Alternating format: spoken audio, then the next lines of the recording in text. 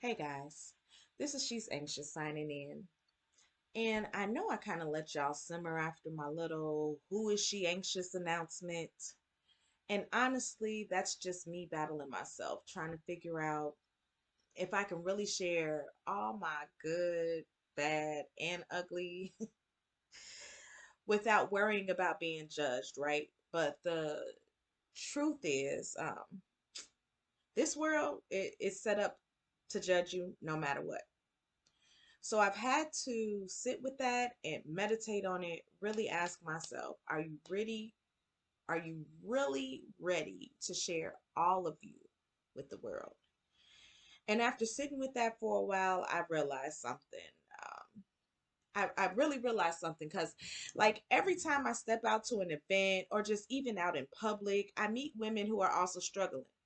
And it's not like I walk up to them and say, "Hey, do you have anxiety today?" But it's just like something about the law of gravity or something, or just like maybe my energy, I attract these type of women. So women who are struggling mentally, emotionally, just with life. And life, it ain't easy, right? I've been in that boat. I'm in that boat. We grew up on Disney movies thinking it was going to be some sort of fairy tale, then real life hits, and you realize it's nothing like that. And the way this world is set up right now, with the leadership we got and everything going on, is scarier than ever. Like anxiety, mine is at an all-time high, and I think the world's anxiety is at an all-time high. It just comes from everywhere, everything, and it hits differently for everyone. So, like, one minute I'm cool, smiling, feeling good, and then the next, just like that, just fucked up, fucked up. And if I'm not careful, it'll send me straight into isolation. And I have learned that over the last year or two. So, um, the more I talk to women, the more I realize she anxious is really needed. So here we go. Okay. This week, this month, fuck, this year has been a whole fucking doozy. Like, there's been some transitions at my job that I knew were coming, but not on my timeline. And my anxiety got fucking triggered immediately. I tried to prepare myself. I really did, because I'm the type that is always like, what can happen, find a solution. But even when you know something is coming, it still hits differently when it actually happens. And just when I think I'm sitting smooth at work, then fuck, like another fire. And that's me, the firefighter at my job. And that's real. Like, I put fires out all day, try to prevent them too. But managing people, and especially grown adults, I learned you cannot control grown folks if they don't want to do it. And that's that. Like, I have the biggest lesson I've learned is that when I feel like somebody should be fired, trust my gut. And unfortunately, I have higher up, so I can't always do what I want immediately. So that's really hard for somebody with like anxiety. So this is why I go to therapy every 2 weeks. I just switched it to every month, but we never know what may happen in the future, okay? Because it therapy really helps me hold it all together. So yeah, if I didn't have that, I don't know where I'd be. So one thing I do know is one thing that has become clear over like this last week or two, literally just this last week or two, is that I am where I'm supposed to be. In this exact moment, I am exactly where I'm supposed to be. Because every time I try to veer off this course, like, God drags me right back. And I used to think it was the devil fucking with me, like, because the devil like to fuck with you, right? Like to mess everything up. We always like to say the devil does bad, God does good, but realistically, God tests you too. So I've learned it's time to accept it and learn how to live with it and to be more grateful. But man, it's hard. Okay. So this Monday, my cousin, who is also in a high stress job, invited me to this networking event with Siv's Breakfast Club in Chicago. And I didn't really know what to expect, but I knew like this was God sending it to me, and I was supposed to be in this room because we had just just things happen like this. Like things just line up a certain way. When things line up, you're like, you can't miss this opportunity. So, y'all, to be in this room full of powerful, beautiful black women, all ages, all shapes, all out here doing their damn thing, it was everything. It was like so electric. The energy in that room, like you just, I was a sponge, just trying to soak it all up. Like such high frequency women, right? But let me be real. I felt very small in that room.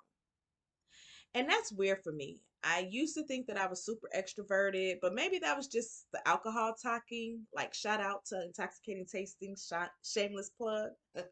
But, like, for real, I grew up in the bar life. And so my job was talking. I did customer service jobs. My job was talking. I thought I wanted to be a social worker. That job would have been listening. But, you get my drift, right? People. And then I switched to this corporate life. Well, kind of corporate. I've kind of been dragged back and forth in the corporate entrepreneur for a while. But the company I work for is small, so it kind of still fits my style. But I work for the corporate team now, so it's a little different, right? And I went from receptionist to regional manager at my job, to basically running a chunk of their company, and the company relying on me to keep them afloat compliance wise, which is a big task. And honestly, I still haven't wrapped my mind around it that this is what my life is right now. Like, I'd be like, girl, how did you get here? Right. And so standing in that room, introducing myself to these women, I felt like a little girl. Like a little girl. Like I was a shy fox. It was crazy. And this lady walked up to me. We just kind of locked eyes. I said hello. She said hello. And I said, man, what do you do? Ironically, she was a property manager. Now, out of all these women in the room, this is the lady who comes to talk to me, but she does luxury property management, which is a whole different field or whatever. And she runs off this whole resume. She has her elevator pitch ready. And then after we talk for about 5 to 7 minutes, she says, you know, I tell her about she anxious, and she says, I have social anxiety. What? Like, I would have never known, right? And so this is where I say, like, everything comes back full circle. So these women were big time in this room, right? Like these women were big time. And so in that moment I kind of realized that I suffer from some social anxiety too, because we had news anchors, directors, doctors, first black women to run the tollway, nurse practitioners running clinical trials, and it blew my mind. And in my mind, like, I was like, oh my god, am I supposed to be here? But I was exactly where I was supposed to be, because hearing their stories and how they balance life reminded me, like, bitch, you ain't alone, and stop complaining so much, because we can I feel like I waste so much time complaining instead of being grateful for where I am at.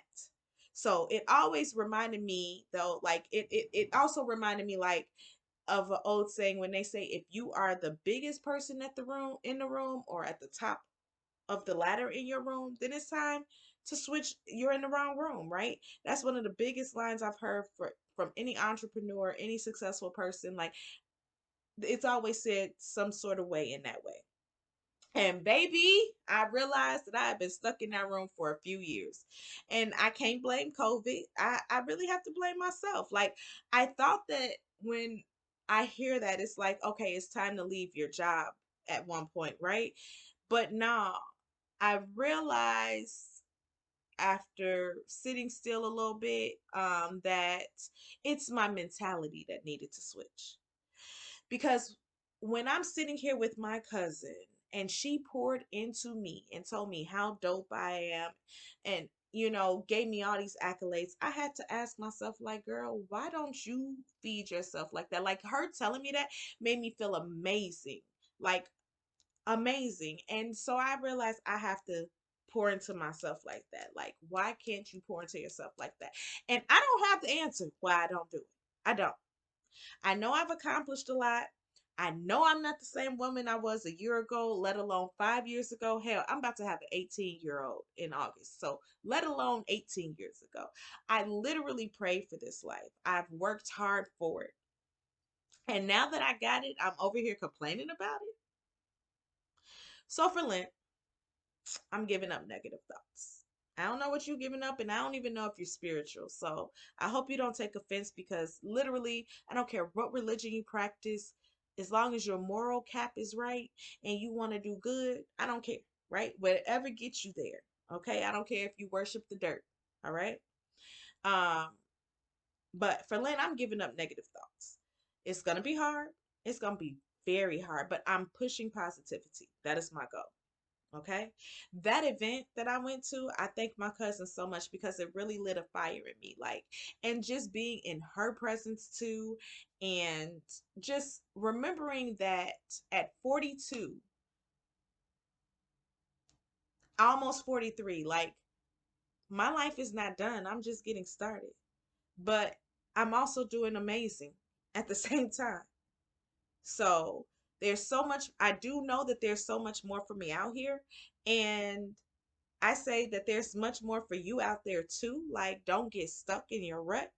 But fear and needing control is what keeps you stuck. So, today, as I am actually doing this video right now, I hear it loud and clear. It's my time. It's just up to me to determine what to do with it, right? And it's time for me to step into who I really am unapologetically, which is why you see my face today. Because I don't give a fuck that you know that I struggle because we all struggle.